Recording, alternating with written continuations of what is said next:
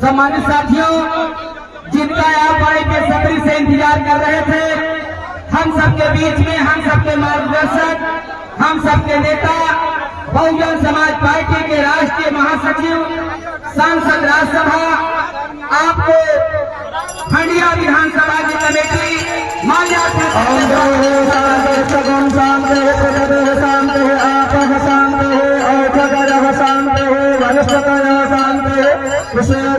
शांत है, ब्रह्मा शांत है, सर्वधर्म शांत है, शास्त्र शांत है, श्यामा शांत रहे।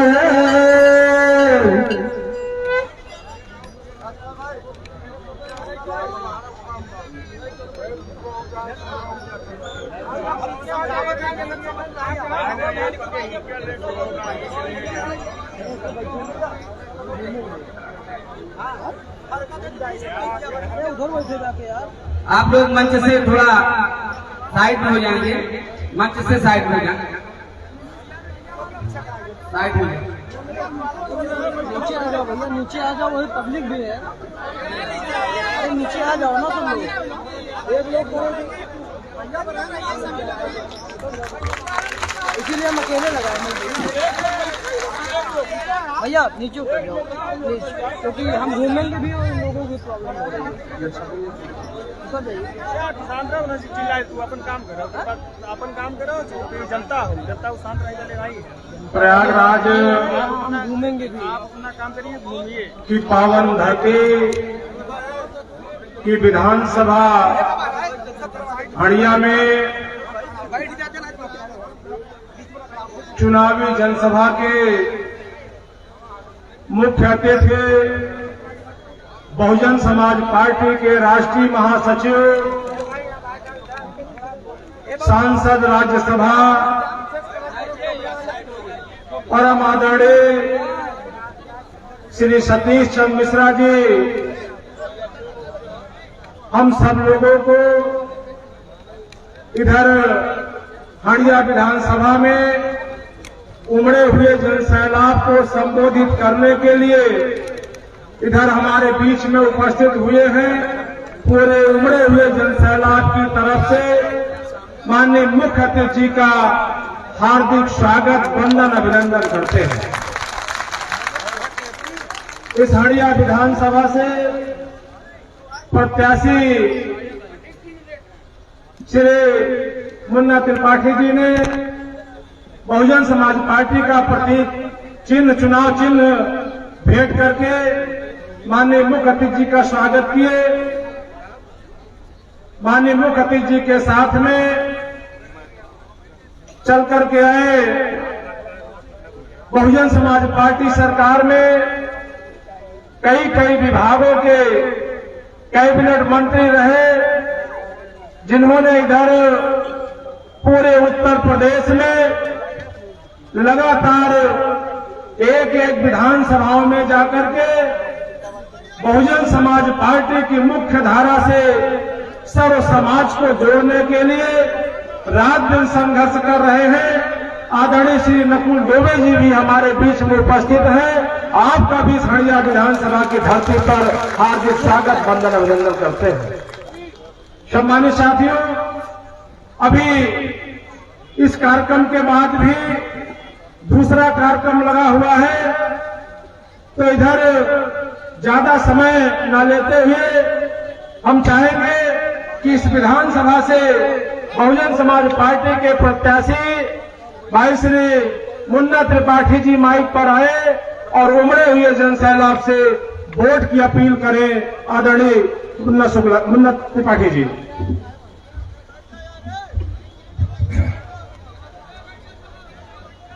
मैं मुख्य अतिथि हमारे पितातुल्य राष्ट्रीय महासचिव सांसद राज्यसभा माननीय सतीश चंद्र मिश्रा जी, और मैं आपका इस हडिया विधानसभा के में आपका हार्दिक स्वागत एवं अभिनंदन करता हूं। आप साथ आए हुए पूर्व मंत्री माननीय नकुल दुबे जी, उनका भी मैं हार्दिक स्वागत एवं अभिनंदन करता हूं। श्री अशोक गौतम जी, मुख्य सेक्टर प्रभारी प्रयागराज मिर्जापुर मंडल, मैं उनका भी हार्दिक स्वागत एवं अभिनंदन करता हूं। बाबूलाल भौरा जिलाध्यक्ष प्रयागराज, उनका भी स्वागत एवं अभिनंदन करता हूं। और मैं ज्यादा लोगों का नाम न लेकर के, चूंकि यहाँ पर पूरा ब्राह्मण समूह, ब्राह्मण समाज ही इकट्ठा हुआ है और सर्व समाज के लोग इकट्ठा हुए हैं, अगर इसमें से किसी का नाम भूल जाएंगे या किसी का नाम नहीं ले पाएंगे तो सारे लोग नाराज हो गए कि हमारा नाम नहीं लिए या हमारे लोगों को नहीं। इसलिए मैं आए हुए अपने समाज के सभी लोगों का, ब्राह्मण समाज के लोगों का हार्दिक स्वागत एवं अभिनंदन करते हैं।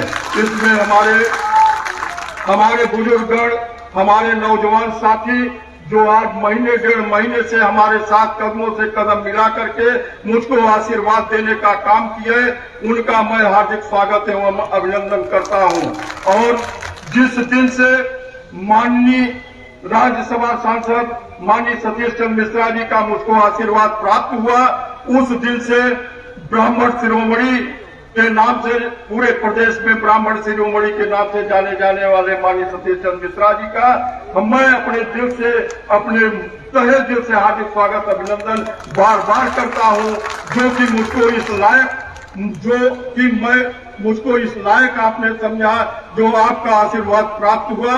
और आपके आशीर्वाद से आज मुझको हडिया के सारे ब्राह्मण समाज मुझको आशीर्वाद देने का काम कर रहे हैं।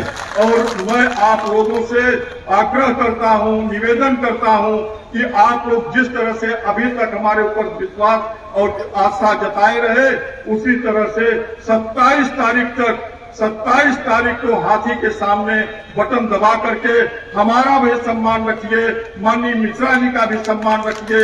और ब्राह्मण समाज के, सर्व समाज के लोग यहाँ आए हुए हैं, सभी सर्व समाज के साथियों से, नौजवान साथियों से मेरा आग्रह और मेरा अनुरोध है कि आप लोग 27 तारीख को हाथी के बटन पर, हाथी के सामने बटन दबा करके हमको आप लोग आशीर्वाद देने का काम करें। और जो कि प्रदेश में माननीय बहन जी को 5वीं बार मुख्यमंत्री बनाने का आप लोग काम करिए, जिससे कि यहाँ का जो अराजकता, गुंडागर्दी और यहाँ का जो विकास रुका हुआ है, वो विकास कराने का काम 2007 से 2012 तक, जब तक बहुजन समाज पार्टी की सरकार रही, माननीय मुख्यमंत्री बहन जी थी, तो यहाँ पर गली गली रोड, सीसी रोड, नाली गांव-गांव में बनने, नर्मदा के पानी निकलने का कोई विवाद नहीं, कोई वो नहीं था। इसी तरह से अभी माननीय बहन जी का एक और निर्देश हुआ है कि पहले 2007 से 2012 तक जो उन्होंने हर गांव से, हर ग्राम सभा से 2-3 सफाई कर्मियों का रखने का काम किए थी, उसी तरह से इस बार उन्होंने अनाउंस किया है कि हर परिवार से एक लोगों को रोजगार देने का काम करेंगी। बहुजन समाज पार्टी की सरकार आप लोग बनाइए और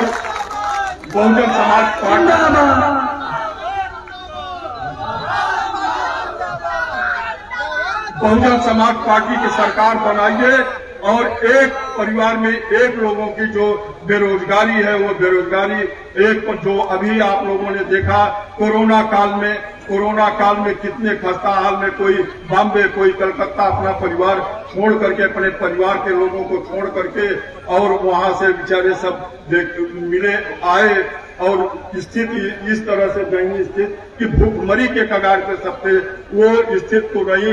इसलिए माननीय बहन जी ने पहले से ये अनाउंस कर रखा है, कह दिया है कि इस बार सबसे पहले बेरोजगारी दूर करने का काम करूंगी, उसके बाद विकास काम होगा।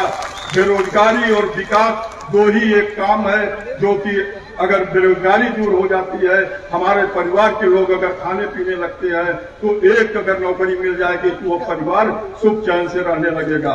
हम आप लोगों से गुजारिश करते हैं, हम अपने ब्राह्मण भाइयों से गुजारिश करते हैं कि आप लोग जैसे अभी तक प्यार देते आए हैं वैसे ही प्यार आप लोग जो है हमको 27 तारीख को दे और माननीय हमारे राष्ट्रीय सचिव ब्राह्मण शिरोमणि माननीय सतीश चंद्र मिश्रा जी के आशीर्वाद को कहीं से वो न होने दीजिएगा।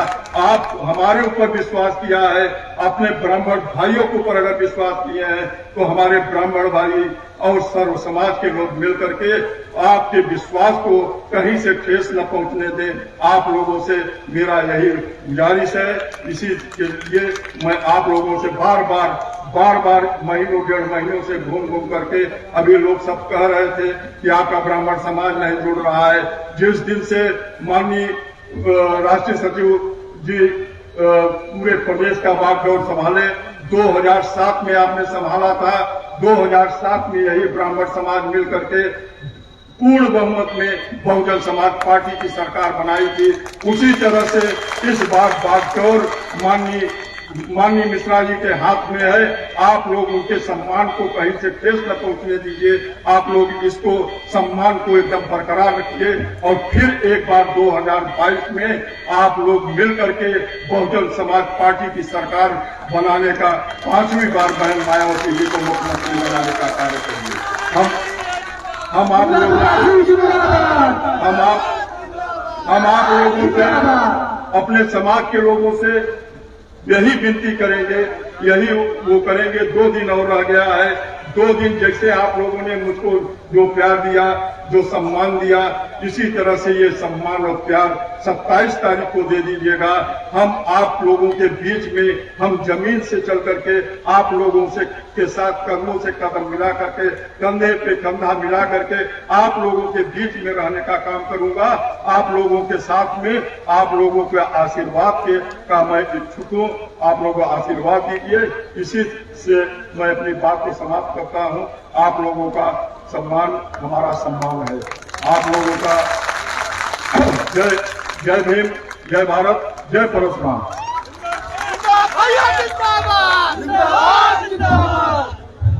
ये माइक के साथी ध्यान दें, इस साइड का माइक सही हो गया? सही हो गया? नहीं सही हुआ?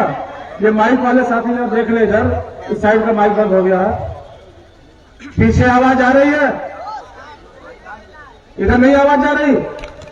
इधर का माइक देख लो भाई, इधर की आवाज नहीं जा रही है। अब हम आमंत्रित करेंगे पूर्व मंत्री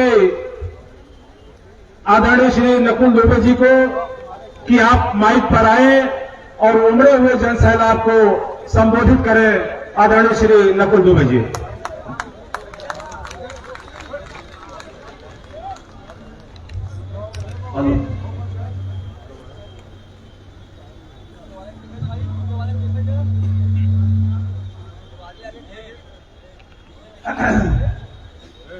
इतना जने बैठा है जा, अब मुझे देख के ये लगा था सबका जीव ज्ञान माना 5 साल में जीव ज्ञान माना,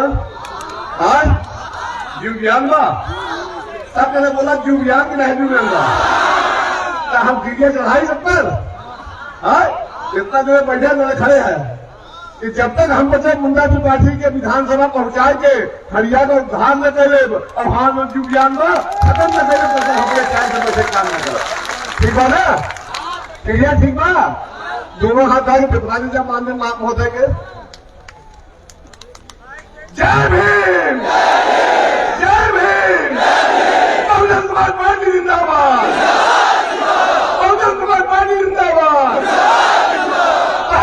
पार्टी जिंदाबाद, माननीय सतीश चंद्र मिश्रा जिंदाबाद, मुन्ना भैया जिंदाबाद, मुन्ना भैया जिंदाबाद। अब लगता जीत जाएगी पक्का। सर्वप्रथम भारतीय संविधान के रचयिता परम पूज्य बाबा साहब भीमराव अम्बेडकर एवं बहुजन समाज पार्टी के संस्थापक माननीय कांशीराम साहब को श्रद्धासुमन अर्पित करते हुए आज इस ऐतिहासिक हरिया विधानसभा में अपने भाई मुन्ना त्रिपाठी जी को विधायक के रूप में देखने का संकल्प लिए हुए इस विशाल जनसभा में मुख्य अतिथि रूप में पधारे हुए हम सबके मार्गदर्शक, हम सबके प्रेरणा स्रोत, बहुजन समाज पार्टी के राष्ट्रीय महासचिव, परम सम्मानित सांसद राज्यसभा माननीय सतीश चंद्र मिश्रा जी, सम्मानित श्री अशोक गौतम जी, सम्मानित श्री बाबूलाल भौरा जी, मंच में विराजमान श्री मुन्ना त्रिपाठी जी, हमारे हरियाबाद के अध्यक्ष श्री अशोक जी, यहाँ पर बैठे हुए हमारे सभी सम्मानित साथियों, मेरे सामने की ओर बैठे हुए सम्मानित बड़े बुजुर्गों, मेरी माताओं बहनों, मेरे नौजवान साथियों और बहुजन समाज पार्टी के जाबाज सिपाहियों, कुल 5 मिनट में अपन बात खत्म करो। और सबसे पहली बात जो हम कही चाहिए था, जब कुल चीज बिछाई जाए तब चेतना जा कहा कुछ नहीं हम बचे कब चेतक भाई, अब चेतक समय आई जो बाटे और जितना भगोड़ा और गद्दार है उनके अब हरिया में दोबारा घुसाई मत दे जाए कि हम आपस में निवेदन कर चाहिए।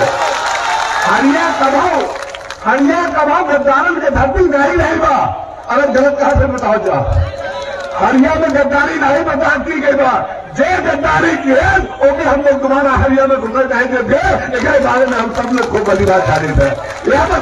यह बते कि भाई मुन्ना भैया आप लोगों के साथ कंधे से कंधा मिला के रातों दिन दौड़ने वाला आदमी है, तो हमें विधायक ऐसा चाहे जब एक बार विधायक बने भागे न परमानेंट बैठा रहा है और एक ऐसा है इनसे जो काम करोगे हाथ पकड़े बैठाए ले हे मुन्ना एक काम करी जाए ना, जो है मैं बताइए पहुंचा दो ब्राह्मण का भारी ब्लाकरण बनाया, मैंने अपने कानों सुना है, हम खुद सुने लोगों ने ऐसे बच्चा के, लेकिन इनकी दबंगई भी बहुत जोरदार है।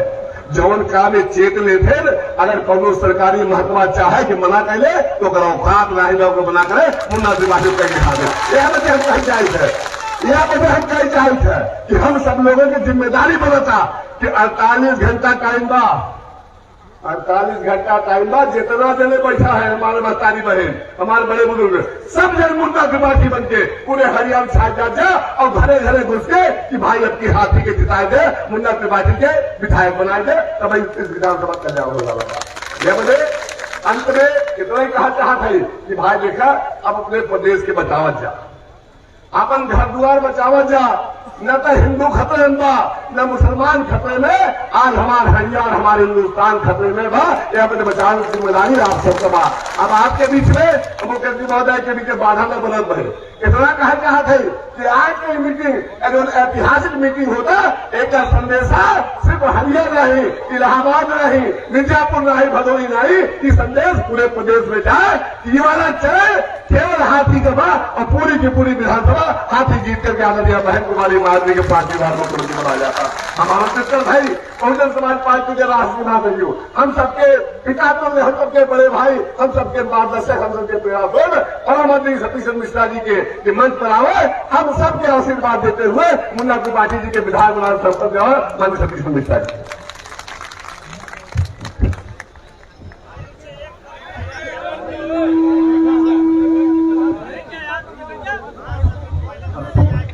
बहुजन समाज पार्टी जिंदाबाद,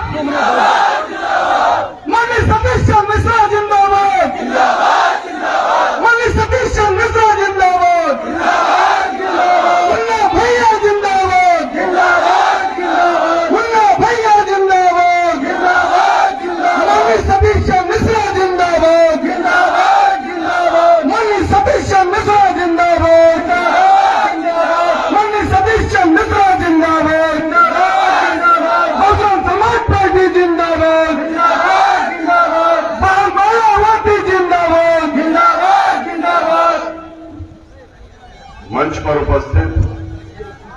बहुजन समाज पार्टी के सभी सम्मानित नेतागण, श्री नकुल दुबे, पूर्व मंत्री उत्तर प्रदेश, श्री अशोक गौतम जी, मुख्य सेक्टर प्रभारी प्रयागराज, मिर्जापुर तथा कई अन्य मंडलों के, श्री बाबूलाल भवरा जी, जिला अध्यक्ष प्रयागराज, श्री नरेंद्र त्रिपाठी जी उर्फ मुन्ना त्रिपाठी, जो बहुजन समाज पार्टी के इस विधानसभा, हरियाणा विधानसभा से, जिनको कि हमारी नेता बहन मायावती जी ने अपना आशीर्वाद देकर के आपका आशीर्वाद प्राप्त करने के लिए यहां पर भेजा हुआ है। श्री अशोक मिश्र जी, अध्यक्ष बार एसोसिएशन हरियाणा, श्री राम रक्ष, मुख्य सेक्टर प्रभारी, श्री सलीम खान जी, जिला कोषाध्यक्ष, श्री केएल प्रजापति गुरुजी तथा यहां पर आए हुए इतनी बड़ी संख्या में महिलाएं, भाइयों बहनों, बहुजन समाज पार्टी के सभी समर्थक, सर्व समाज के साथी जो यहां पर आज उपस्थित हैं, मीडिया बंधुओं, भाइयों, आज आपको सबसे पहले तो हम एक खुशखबरी दें, फिर आगे बात करें। 4 जगह चुनाव हो चुके हैं। 4 जो कल पड़ा है वो चौथा चरण था, उसके पहले 3 चरण थे।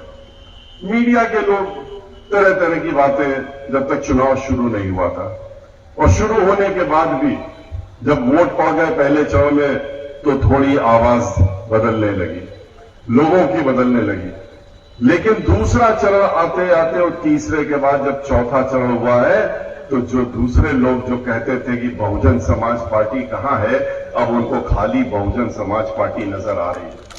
पूरे उत्तर प्रदेश में एक तरफा वोट जो है, अब मान लिया उन्होंने कि बहुजन समाज पार्टी की पूर्ण बहुमत की सरकार उत्तर प्रदेश में बन चुकी है। आगे जो 3 चरण हो रहे हैं, आपके यहां जो वोट पड़ने जा रहा हो, इसके बाद जो पड़ने जा रहे हैं, ये तो पूर्ण बहुमत की सरकार को मजबूती देते हुए और हम लोग आगे बढ़ने का काम करने जा रहे हैं। और बहन मायावती जी उत्तर प्रदेश की मुख्यमंत्री 10 मार्च को बनना बिल्कुल निश्चित है और वो कोई बदल नहीं सकता। भाइयों, आपने तरह तरह का सरकार देखी, आपने बहन मायावती जी की सरकार देखी, आपने उसके बाद समाजवादी पार्टी की सरकार देखी, फिर भारतीय जनता पार्टी की सरकार देख रहे हैं। अब आपके पास और इस प्रदेश के सभी लोगों के पास, इस विधानसभा के लोगों के पास बहुत ही एक आसान सी चीज सामने रखी हुई है कि एक तरफ इनका राज, उनका राज और अभी का राज। आप खुद आकलन कर सकते हैं कि किसका राज्य जो था सही माने में राज्य चल रहा था, कानून द्वारा कानून का राज्य चल रहा था, चौतरफा विकास चल रहा था। और एक ही जवाब मिलेगा कि बहन मायावती जी का राज्य जो था वो हर माने में नंबर 1 का था। 2007 से 12 का राज्य याद करिए बहन मायावती जी का। पूरी बातें करने लगेंगे उनके विकास की बात, उन्होंने क्या क्या उत्तर प्रदेश में किया, तो पूरे 24 घंटे लग जाएंगे। लेकिन सूक्ष्म में तो कुछ बातें आपको बताना जरूरी, जो कि आप मालूम भी है, दोबारा से दोहराना का काम करेंगे। याद करिए उत्तर प्रदेश में जब बहन मायावती जी की सरकार बनी थी, कैसा प्रदेश चल रहा था। गुंडा राज, क्योंकि समाजवादी पार्टी की सरकार थी। समाजवादी पार्टी की सरकार जब जब आती है, तो अब आते ही पूरा अगले दिन से ही उत्तर प्रदेश में सभी को मालूम पड़ जाता है कि समाजवादी पार्टी की सरकार आ गई है, क्योंकि चारों तरफ चौतरफा गुंडा राज, माफिया राज, डकैती, फिरौती, दहशतगर्दी, लूट मार, डकैती, लोगों के साथ में बलात्कार, हमारी महिलाओं का दुराचार, ये सारी चीजें। और इसके साथ साथ में एक किनारे से लेकर दूसरे किनारे तक पूरे प्रदेश में दंगा फसाद, ये हर तरफ होने का काम होता है, ये सभी लोगों ने देखा है। और यही हाल था 2003 और 2007 में, जब भारतीय जनता पार्टी ने समाजवादी पार्टी की सरकार बनाने का काम किया था, बनवाने का। उनकी सरकार नहीं थी, लेकिन भारतीय जनता पार्टी ने उनकी सरकार बनवाई थी। कांग्रेस पार्टी ने समर्थन देके 2003 में सरकार बनाई थी, जिसका चौतरफा लोगों ने इस तरह का मंजर देखा था। उनको उखाड़ देगा और बहन मायावती जी को उत्तर प्रदेश का पूर्ण बहुमत की सरकार लाके 17 वर्षों बाद उत्तर प्रदेश में पूर्ण बहुमत की सरकार जब बनी थी, तो बहन मायावती जी की सरकार बनी। और इस पे बढ़ चढ़ करके योगदान सर्व समाज के साथ साथ में ब्राह्मण समाज का था। ब्राह्मण समाज ने एक तरफा उस समय वो बिल्कुल शून्य पर पहुंच गए थे। उनको सभी को याद होगा, मालूम भी है कि ब्राह्मण समाज पूरे प्रदेश में उसका वही हाल था जो आज हो गया है। चौतरफा उसके ऊपर हमले हो रहे थे, उसको कहीं का नहीं छोड़ा था। और ऐसे पर जब हम उनके बीच में आए, हमने कहा था कि आप चाहते हैं कि अपना मान सम्मान स्वाभिमान जो खो दिया है उसको वापस लेना चाहते हैं, तो फिर भाईचारा बनाइए और भाईचारा बना करके दलित समाज के साथ भाईचारा बनाइए। बहुजन समाज पार्टी में जो अन्य वर्ग के लोग हैं, जो पहले से ही जुड़े हैं, चाहे अल्पसंख्यक समाज के लोग हों, पिछड़ा वर्ग समाज के लोग हैं, भाईचारा बना करके आप आइए और आप अपना मान सम्मान स्वाभिमान सब पाने का काम करिए। ब्राह्मण समाज एक तरफा आया, उससे हमारा साथ दिया।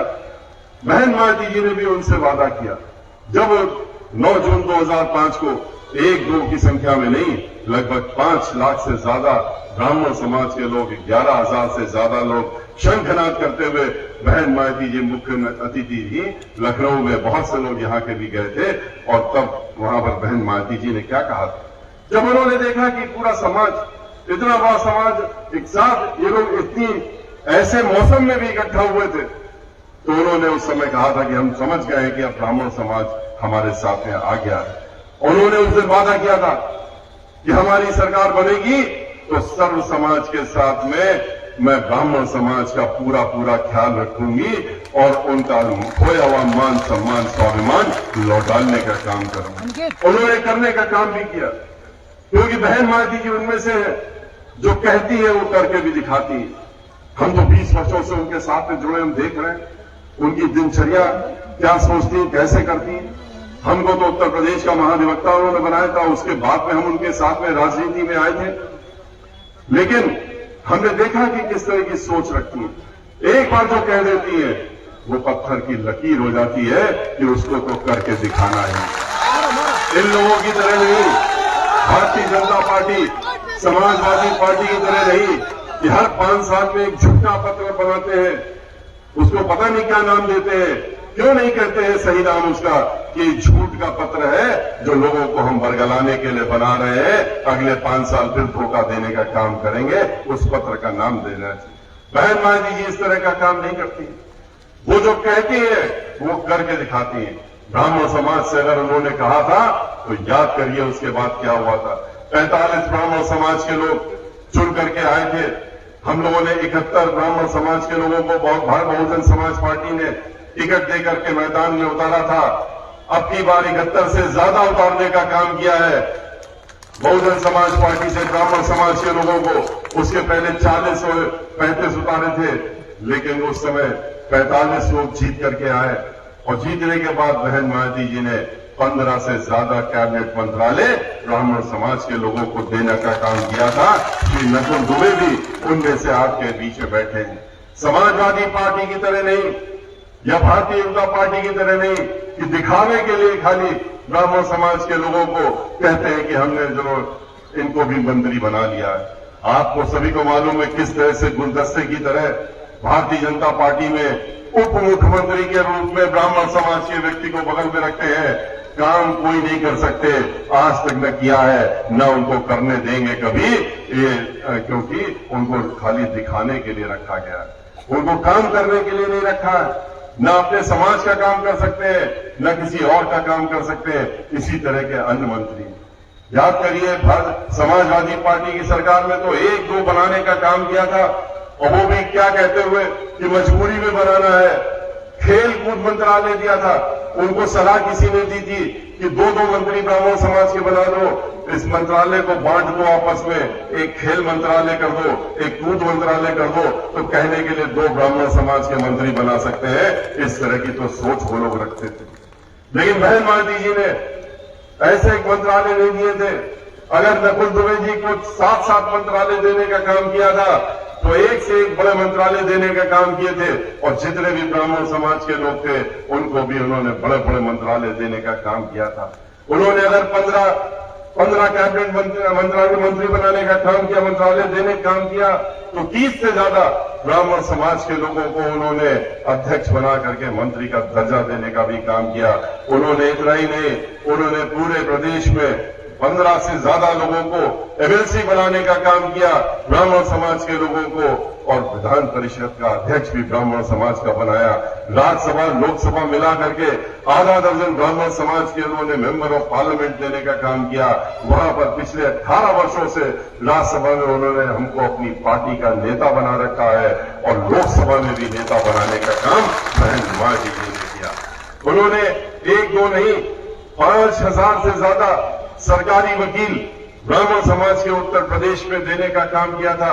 उच्च न्यायालय से लेकर के नीचे तक, चाहे महाधिवक्ता हो, चाहे अतिरिक्त महाधिवक्ता हो, चाहे मुख्य स्थायी अधिवक्ता हो, और जहां तक सरकारी वकील थे 5000 सरकारी वकील ही नहीं बनाए, उनका 4-4 गुना मानदेय बढ़ाने का भी काम वह मायावती जी ने किया था। और जो वादा किया था उन्होंने, उस वादे से कहीं ज्यादा आगे बढ़ करके हर तरफ चौतरफा उनका ध्यान रखने का काम किया। लेकिन खाली ब्राह्मण समाज का ध्यान नहीं रखा था उन्होंने। ये नहीं कोई कह सकता कि उन्होंने खाली एक समाज का ध्यान रखा। वो दलित समाज के बारे में कहा जाए खाली उनका ध्यान रखती है, बिल्कुल गलत। उन्होंने सर्व समाज का ध्यान रखा। उन्होंने सर्वजन हिताय सर्वजन सुखाय का नारा ही नहीं दिया, उन्होंने उस नारे को अमली जामा में पहनाने का काम किया। अल्पसंख्यक समाज के लोगों को याद करिए किस तरह से उन्होंने सम्मान देते हुए और कितने कितने मंत्रालय देने का काम किया, पिछड़ा वर्ग के लोगों को देने का काम किया, और दलित समाज के लोगों को उनका सही स्थान देने का काम बहन मायावती जी ने करते हुए सर्व समाज को उन्होंने देने का काम, चौतरफा विकास किया था उत्तर प्रदेश का। एक दो नहीं 23 नए जिले बनाए बहन मायावती जी ने उत्तर प्रदेश में। आज 75 जिले हैं उत्तर प्रदेश के। 75 जिलों में से 1/3 जिले किसकी देन है? बहन मायावती जी की देन है। उत्तर प्रदेश में उन्होंने देने का काम किया। और जब एक जिला बनता है तो आप सभी जानते हैं उसका समग्र विकास होता है। उन्होंने समग्र विकास करके और इन जिलों को बनाने का काम किया। इतना ही नहीं, उन्होंने 29,500 से ज्यादा जो अंबेडकर ग्राम के नाम से गांव जाने जाते हैं, उनका सीसी रोड बनाते हुए और समग्र विकास करने का काम किया। 29,500 प्राइमरी स्कूल बनाए उन्होंने, 5,000 से ज्यादा जूनियर हाई स्कूल बनाए, 1 दर्जन से ज्यादा उन्होंने यूनिवर्सिटी, अंतर्राष्ट्रीय स्तर की यूनिवर्सिटी और मेडिकल कॉलेज बनाने का काम किया। न जाने कितने डिग्री कॉलेज और स्कूल बना करके उन्होंने देने का काम किया।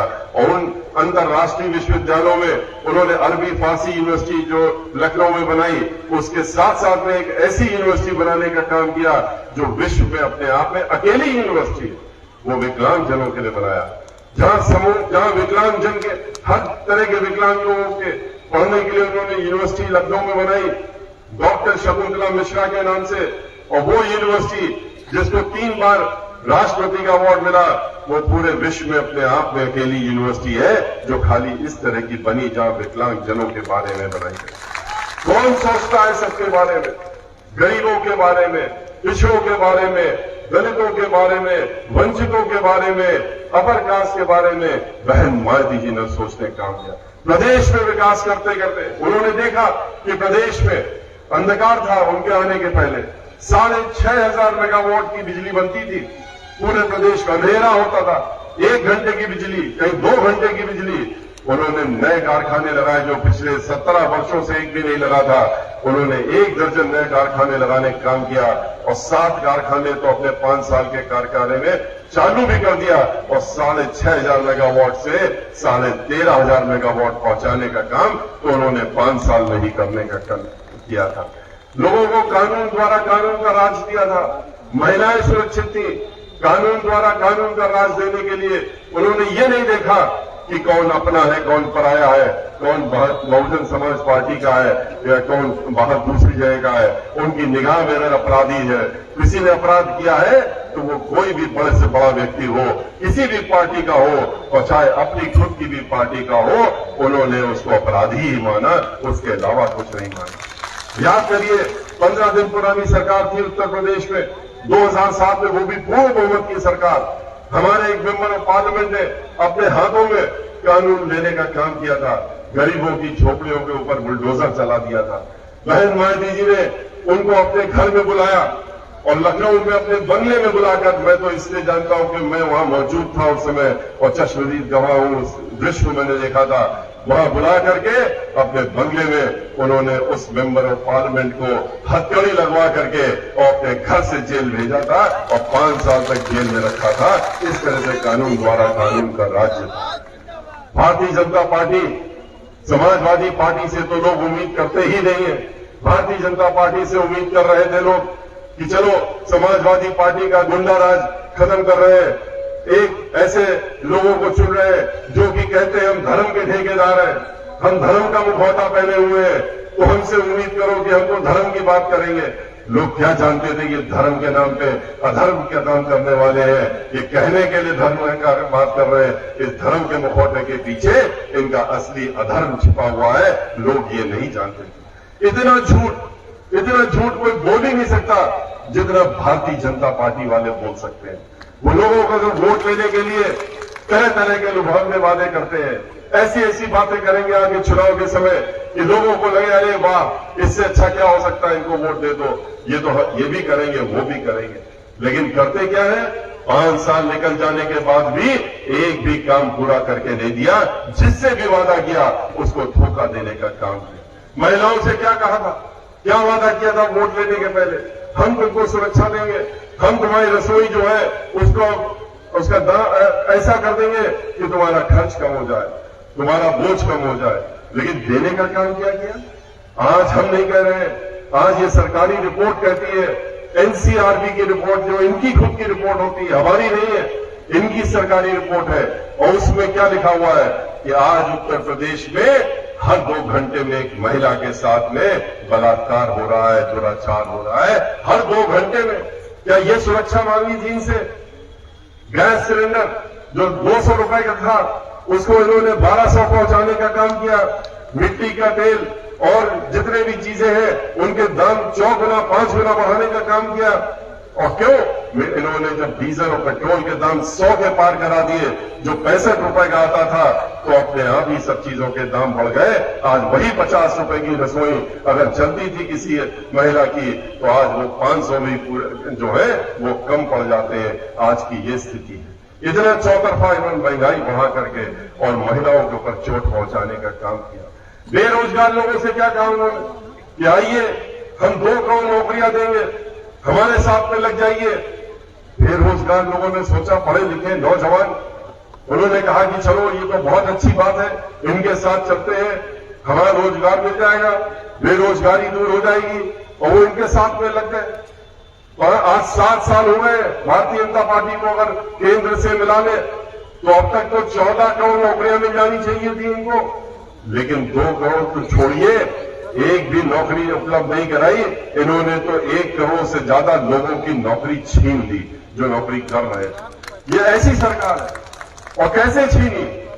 एक योजनाबद्ध तरीके से, इस तरीके से छीनी कि उन्होंने जितने भी सरकारी उपक्रम थे, जहां जहां नौकरियां मिलती थी, क्योंकि सरकारी दफ्तरों में तो नौकरियां बंद कर दी, ताला लगा दिया कि जो रिटायर होगा उसकी जगह कोई नौकरी नहीं निकालेंगे, तो कहां नौकरी मिलेगी?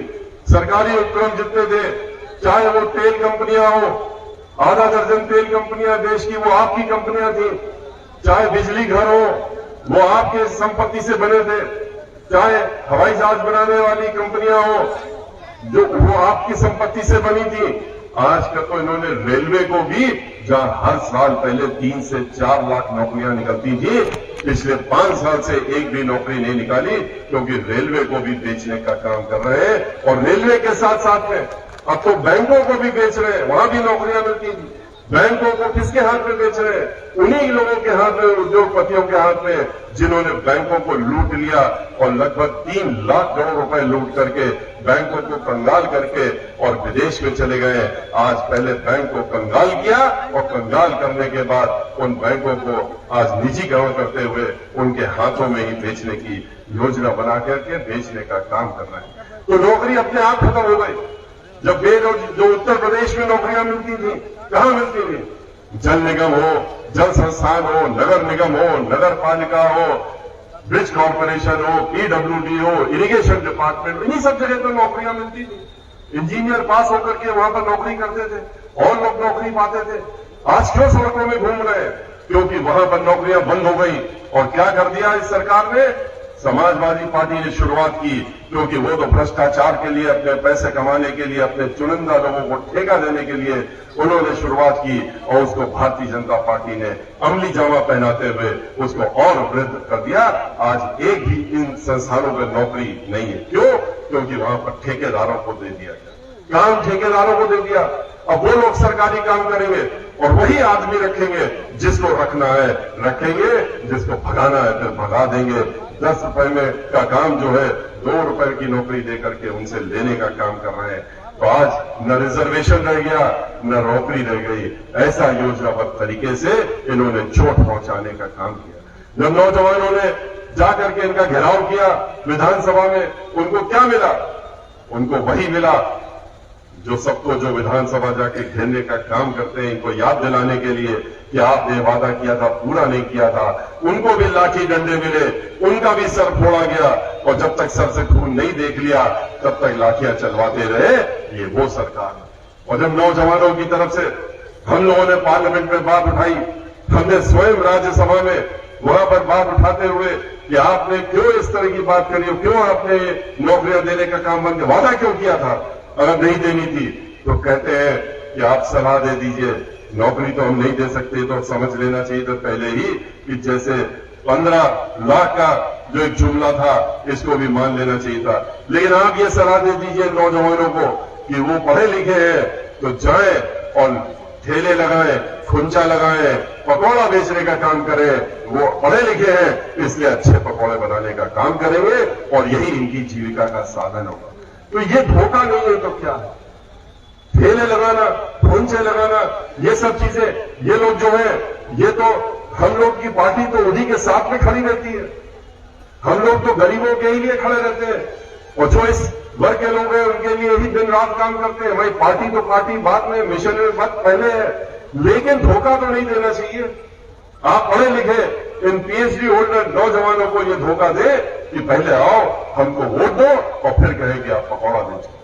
ये इन्होंने नाइंसाफी के साथ करने का, उसी तरीके से जैसे अध्यापकों के साथ ने कहा, वित्तविहीन अध्यापक पूरे आपके इस क्षेत्र में, इस जिले में भी बहुत से वित्तविहीन विद्यालय हैं जहां पर वित्तविहीन विद्यालयों में अध्यापक पढ़ा रहे हैं, उनके पास कुछ भी नहीं है।